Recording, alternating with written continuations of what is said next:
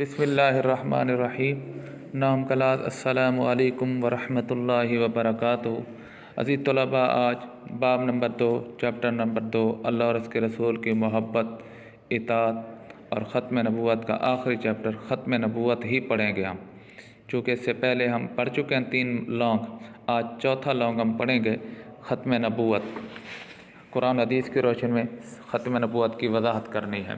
آج ہم پیراگراف پڑھیں گے اور اس کا معنی اور مفہوم پڑھیں گے، تو انشاءاللہ کل پورے سبق کے جو مختصر شارٹ ہیں انشاءاللہ وہ بھی آپ کو پڑھا دیں گے. ہاں جی، توجہ کریں. ختم نبوت کا سب سے پہلے لغوی معنی. عربی زبان میں ختم کے معنی ہے مہر لگانا، بند کرنا.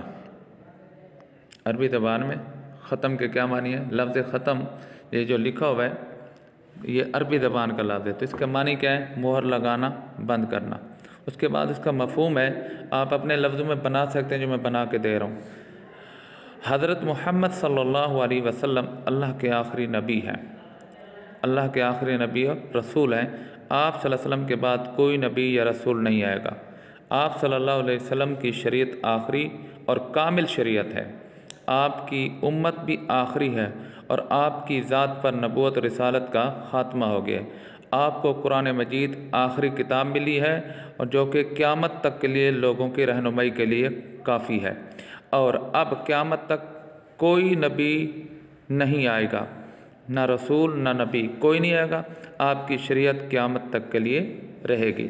یہ آپ کو میں نے مفہوم واضح کر دیا ہے، لغوی معنی بھی، اور یہ لازمی لکھنا ہے لانگ کے شروع میں. نہیں لکھیں گے تو آپ کے 2 نمبر کٹ جائیں گے، اس لیے اس کا خیال کیجئے گا. اب آپ آ جائیں کتاب ٹیکسٹ بک پر، پیراگراف صفحہ نمبر 61 پر. حضور نبی کریم صلی اللہ علیہ وسلم پوری انسانیت کے لیے ابدی صحیفہ ہدایت لے کر تشریف لائے. ابدی صحیفہ یہ قرآن مجید ہے. اس کے بعد آپ صلی اللہ علیہ وسلم کی تشریف آوری سے ہدایت کا سلسلہ اپنے تمام کو بھی پہنچا اور اختتام کو بھی. اس کے بعد یہ آیت ہے، الیوم اکملت لکم دینکم، الیوم اکملت لکم دینکم، الیوم اکملت لکم دینکم واتممت علیکم نعمتی ورضیت لکم الاسلام دینا. آج میں نے تمہارے لیے دین مکمل کر دیا، تم پر اپنی نعمت تمام کر دی اور تمہارے لیے اسلام کو بطور دین پسند کر لیا. یہ جو آیت ہے تکمیل دین کے لیے استعمال ہوتی ہے. سوال شارٹ میں دین کی تکمیل کے بارے میں، بعض اوقات یہ ختم نبوت کے لیے بھی دے دیتا ہے. بہرحال یہ آپ کے ذہن میں ہو دین کی تکمیل، اور یہ آپ کے ذہن میں ہونا چاہیے سورۃ المائدہ آیت نمبر 3. یہ ترتیب نزولی جو تھی نا، ترتیب نزولی، یہ سب سے آخر میں آیت نازل ہوئی ہے سورۃ المائدہ کی. سب سے پہلے سورۃ العلق کی 5 آیات نازل ہوئی ہیں، یہ آپ کو ذہن میں ہونا چاہیے.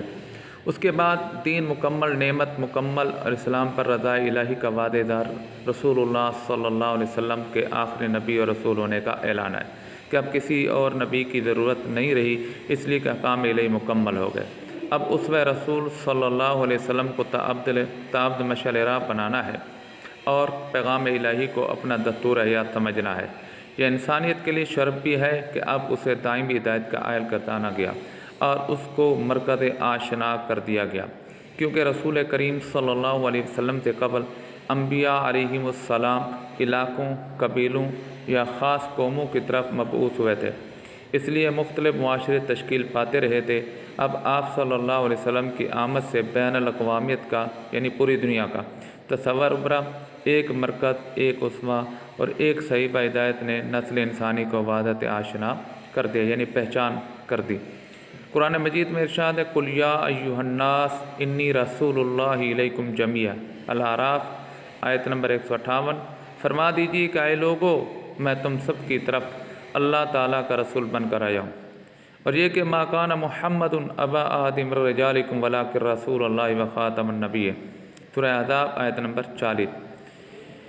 ختم نبوت والی آیت مشہور ہے جی.